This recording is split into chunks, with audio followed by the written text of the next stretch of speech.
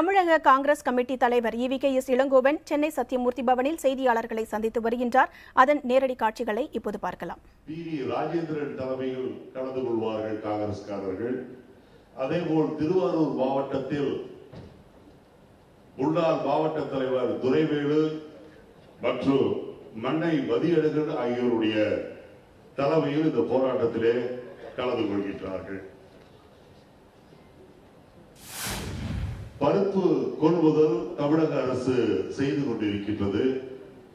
ஆனால் இந்த 3 ஆண்டுகளில் பார்த்தீர்கள் என்று சொன்னால் கிட்டத்தட்ட 3000 கோடி ரூபாய் தமிழக அரசுக்கு இழப்பு ஏற்பட்டிருக்கின்றது. இதற்கு காரணம் என்னவென்று சொன்னால் மத்திய அரசு ஒரு டன் பருப்பை 43,000 ரூபாய்க்கு வாங்கிக் கொண்டிருக்கும் போது தமிழக அரசுடைய நுகர்பொருள் வாணிப கழகம் 70,000 ரூபாய்க்கு வாங்கிக் கொண்டிருக்கின்றது. கிட்டத்தட்ட பார்த்தீர்கள் என்று சொன்னால் ஒரு 90% அதிகமான விலையை கொடுத்து வாங்கிக் கொண்டிருக்கின்றார்கள். இந்த முறைகேடுக்கு யார் என்பதை தமிழக அரசு விசாரித்து உரிய அதிகாரிகள் மீது அல்லது வேறு யாராவது அதிகாரிகளுக்கு வேலையும் ஏதாவது மந்திரிகள் சம்பந்தப்பட்டிருந்தால் நம்முடைய முதல்வர் பன்னீர்செல்வம் அவர்கள் உடனடியாக நடவடிக்கை எடுக்க வேண்டும். இது குறித்து டாக்டர் ராமதாஸ் அவர்கள் மிகப்பெரிய ஒரு அறிக்கையை விளக்கமாக கொடுத்திருக்கின்றார். நாங்கள் அதை முழுமையாக அவருடைய ராமதாஸ் அவர்கள் கொடுத்த அறிக்கையை மீதும் எங்களுடைய அறிவிப்பை ஒட்டியும் முதல்வர் இதன் மீது நடவடிக்கை எடுக்க வேண்டும். இன்னொரு விஷயம், குழந்தைகளை காப்பாற்றுவது, குழந்தைகளை பேணி காப்பாற்றுவது என்பது மிகவும் முக்கியம். குறிப்பாக அதுவும் சமீபத்தில் பார்த்தீர்கள் என்றால் குழந்தைகளுக்கு சிகிச்சைகள் அளிப்பதற்கான முறைகளை சரிவர இந்த அரசாங்கம் பின்பற்றவில்லை. எடுத்துக்காட்டாக தருமபுரி அரசு மருத்துவமனையில் உரிய சிகிச்சை அளிக்கப்படாததால் 2-3 நாட்களிலேயே 11 குழந்தைகள் இறந்திருக்கின்றனர். இது என்ன காரணம்? ஏன் இந்த குழந்தைகள் மரணம் சம்பவிப்பதற்கு டாக்டர்கள் காரணமா அல்லது அங்கே இருக்கின்ற செவிலியர்கள் காரணமா என்பதை மாநில அரசாங்கம் கண்காணிக்க வேண்டும். தவறு செய்தவர்கள் மீது, குழந்தைகளை காப்பாற்ற முடியாதவர்கள் யார், அவர்கள் இறப்புக்கு யார் காரணம் என்பதை அறிந்து அவர்கள் மீது நடவடிக்கை எடுக்க வேண்டும். அதேபோல் முல்லை பெரியாறு அணையில் பார்வையிட அத்துமீறி நுழைந்த கேரள மாநில சட்டமன்ற உறுப்பினர் பிஜி போர் மற்றும் பத்திரிகையாளர்கள், செயற்பொறியாளர் மாதவன் அவர்களும் அங்கே தாக்கப்பட்டிருக்கின்றார்கள். ஆகவே அதை பாதுகாப்பதற்கு நம்முடைய தொழிற்சாலை பாதுகாப்பு படை என்று ஒரு படை இருக்கின்றது. அதை அங்கே தமிழக அரசு கொண்டு வந்து அந்த அணையை பாதுகாப்பதற்கும் அத்துமீறி நுழைபவர்கள் மீது கடுமையான நடவடிக்கை எடுப்பதற்கும் ஆவண செய்ய வேண்டும். அது மட்டுமல்ல, தமிழக சத்துணவை பொறுத்தவரையில் முட்டை போடப்படுகின்றது. கிட்டத்தட்ட மாதந்தோறும் 12 கோடி முட்டைகளை தமிழக அரசு வாங்கிக் கொண்டிருக்கின்றது. வெளி மார்க்கெட்டிலே 3 ரூபாய் 40 பைசாக்கு ஒரு முட்டை கிடைக்கின்றது. ஆனால் 12 கோடி முட்டைகளை ஒட்டுமொத்தமாக வாங்கின்ற தமிழக அரசு அதை ஒரு முட்டைக்கு கிட்டத்தட்ட 5 ரூபாய் கொடுத்து வாங்குகின்றார்கள். இது யார் செய்கின்ற தவறு? ஏன் அநியாயமாக இந்த பணம் விரயம் செய்யப்பட்டு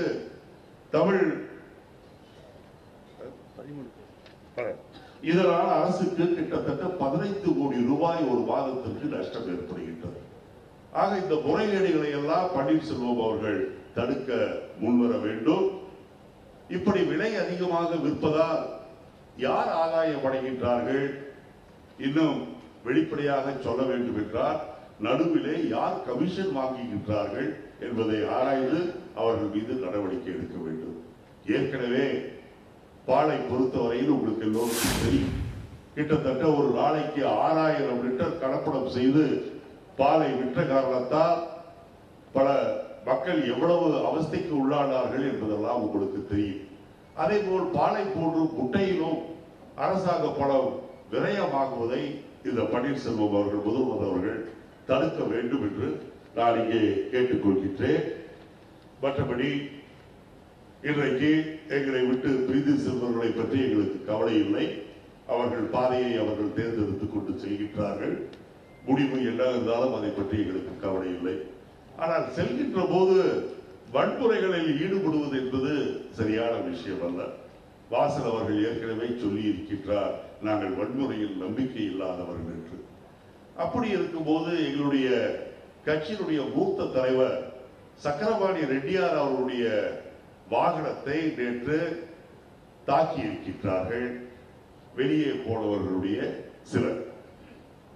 அது போன்ற சங்கதிகள் இனிமேல் நடைபெறாமல் வாசல் அவர்கள் பார்த்துக் கொள்ள வேண்டும். வன்முறை மீண்டும் தொடர்பேயானால் எங்களை பொறுத்தவரையில் வன்முறையால் தான் சந்திப்போமே தவிர வேறு வழி இல்லை. ஆக இது போன்ற அநாகரிக செயல்களில் வெளியே சென்றவர்கள் ஈடுபடக்கூடாது. ஈடுபட்டால் எங்களை பொறுத்தவரையில் நாங்களும் அதில் ஈடுபட வேண்டிய தேவை ஏற்படும் என்பதை உணர்ந்து வெளியே சென்றவர்கள் நாகரிகத்தோடு நடந்து கொள்ள வேண்டும் என்று நான் கேட்டுக்கொள்கின்றேன். இதுவரை கிட்டத்தட்ட 18 மாவட்டங்களில் நான் சுற்றுப்பயணம் செய்திருக்கின்றேன். என்னோடு சிதம்பரம் போன்றவர்கள், தங்கபாலு போன்றவர்கள், பிரபு போன்றவர்கள், திருநாவுக்கரசு போன்றவர்கள், இன்னும் மற்ற தலைவர்கள் எல்லாம் கலந்து கொண்டிருக்கின்றார்கள். அதே போல் இன்னும் கிட்டத்தட்ட 20க்கு மேற்பட்ட மாவட்டங்கள் நான் செல்ல வேண்டியிருக்கின்றது. அத்தனை மாவட்டங்களிலும் நான் இன்னும் 4 அல்லது 5, இன்னும் சரியாக சொல்ல வேண்டும் என்றால் 28ஆம் தேதிக்குள் அத்தனை மாவட்டங்களிலும் நானும் காங்கிரஸ் கட்சியை சார்ந்த மற்ற தலைவர்களும் சென்று அங்கே இருக்கின்ற காங்கிரஸ் தலைவர்களை சந்திக்கின்றோம் என்பதை மட்டும் நான் இங்கே சொல்லிக் கொள்ள விரும்புகின்றேன். மற்றபடி காங்கிரஸ் கட்சியை பொறுத்தவரையில் நான் இதுவரை 20 மாவட்டங்களில் சுற்றுப்பயணம் செய்திருக்கின்றேன். போகின்ற இடங்களெல்லாம் ஒன்றை ஒன்று மிஞ்சுகின்ற அளவிற்கு நாளுக்கு நாள் காங்கிரஸை நோக்கி காங்கிரஸ் தொண்டர்கள் மட்டுமல்ல பொதுமக்களும் மிகப்பெரிய அளவிலே அந்த செயல் வீரர்கள் கூட்டங்களிலே கலந்து கொள்கின்றார்கள். பல கட்சிகளிலே இருந்து காங்கிரஸ் தங்களை இணைத்துக் கொள்கின்றார்கள். குறிப்பாக பாரதிய ஜனதா கட்சி, RSS இருந்து பல பேர் நேற்று ஈரோட்டிலும் திருப்பூரிலும் தங்களை காங்கிரஸில் இணைத்துக் கொண்டார்கள். ஆகவே காங்கிரஸை பொறுத்தவரையில் நாங்களும் தலைவர்களாக இருக்கின்ற நாங்களும் காங்கிரஸ் தொண்டர்களும் இனிமேல் மக்களை நேரடியாக அணுகி அவர்களுடைய முழு ஆதரவையும் பெறுவதற்கான ஆக்கப்பூர்வமான செயல்களில் ஈடுபடுவோம் நான் தெரிவித்துக் கொள்கின்றேன். மற்றபடி நீங்கள் ஏதாவது கேள்விகள் கேட்க வேண்டும் என்றால் கேளுங்கள். குறிப்பாக ரஜினி அவர்களை பற்றி கேட்காதீர்கள். ஏனென்றால் ஏற்கனவே நான் பலமுறை அவரை பற்றி நான் நீங்கள் கேட்ட கேள்விகளுக்கு பதில் சொல்லி இருக்கின்றேன். ரஜினி போன்றவர்கள், கமல் போன்றவர்கள், சத்யராஜ் போன்றவர்கள் எல்லாம் நல்லவர்கள், அறிவாளிகள். ஆகவே அவர்களுக்கு என்ன செய்ய வேண்டும் என்று அவர்களுக்கே தெரியுமே ஒழிய நாங்கள் அவர்களுக்கு அறிவுரை கூறுவதோ இப்படி நடங்கள் அப்படி நடங்கள் என்று சொல்வதோ தேவையில்லாத ஒன்று நான் நினைக்கின்றேன். ஆகவே என்ன சொல்லி கேட்கின்றீர்களோ கேள்வி.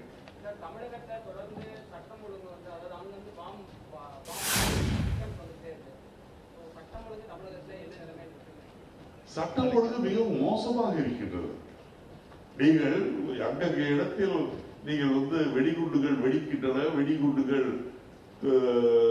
எரியப்படும் என்ற நிலை ஏற்பட்டிருக்கிறது. ஏன் எங்களுக்கு எதிர்கட்சியாக இருந்தாலும் கூட பாரதிய ஜனதா கட்சி தலைவருக்கு மிரட்டல் வந்திருக்கின்ற என்ற செய்தி எல்லாம் தமிழகத்திற்கு அழகான செய்திகள் கிடையாது. அது மட்டுமல்ல, எங்களுடைய மூத்த காங்கிரஸ் தலைவர் சக்கரபாணி ரெட்டியாரையும் நேற்று சில வன்முறையாளர்கள் அவருடைய காரை தாக்கி இருக்கின்றார்கள். அது மட்டுமல்ல, சக்கரை பறிப்பு, செயின் அபகரிப்பு என்ற நிகழ்ச்சிகள் தொடர்ந்து நடைபெறுகின்றன. ஆகவே இதையெல்லாம் தமிழக அரசு அதனுடைய காவல்துறையை வைத்து இவையெல்லாம் ஏற்படாமல் இருக்க வேண்டும். மக்கள் நிம்மதியாக, அமைதியாக, சுதந்திரமாக தமிழகத்தில் நடமாடுவதற்கு பன்னீர்செல்வம் அவர்கள் கொஞ்சம் முயற்சி எடுக்க வேண்டும். பேசாமலே இருந்தால் எப்படி, நடவடிக்கை எடுக்காமலே இருந்தால் எப்படி என்று அருமை நண்பர் பன்னீர்செல்வம் அவர்களை கேட்டுக்கொள்கிறேன்.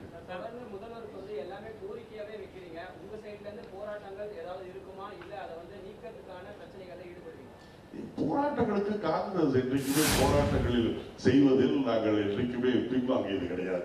இப்போது கூட 22ஆம் தேதி விவசாயிகளுக்காக நடைபெறுகின்ற அந்த போராட்டத்தில் கடையடைப்பில் காங்கிரஸ் முழுமையாக தஞ்சாவூர், நாகப்பட்டினம், திருவாரூர் மாவட்டங்களில் கலந்து கொள்கின்ற என்று அறிவித்திருக்கின்றோம். அது மட்டுமல்ல, சட்டம் ஒழுங்கு கெட்டுவிட்டது என்பதை நாம் அதிமுக அரசுக்கு பலமுறை சொல்லி இருக்கின்றோம். இன்னும் சில முறை சொல்லுவோம். ஏனென்றால் அதிமுக அரசு சோகமான சூழ்நிலையில் இருக்கின்றது. அதை நான் புரிந்திருக்கின்றேன். ஆனால் அதையே தொடர்ந்து அதே சோகத்தோடு இருக்கக்கூடாது. ஏதோ இருந்தீர்கள், ஒரு வாரம் சோகம், சில நாள் பெங்களூர் எல்லாம் இருந்தீர்கள், அது வேறு. அது உங்களுடைய துயரத்தை பற்றி நான் குற்றம் சொல்லவில்லை, குறை சொல்லவில்லை, கேலி செய்யவில்லை. ஆனால் துயரம் இருக்கத்தான் செய்யும். அதை தவிர உங்களுக்கு மிகப்பெரிய கடமை தமிழக மக்களுக்கு தொண்டாற்றுவது. ஆகவே இனிமேலாவது நீங்கள் நடவடிக்கை எடுக்க வேண்டும் என்ற கோரிக்கைகளை வைத்திருக்கின்றோம். ஆனால் இன்னும் மெத்தன போக்காகவே தமிழக அரசு இருக்குமேயானால் கண்டிப்பாக இந்த அரசின் மீது நடவடிக்கை எடுப்பதற்கு என்னென்ன செய்ய வேண்டுமோ அதை தமிழக காங்கிரஸ்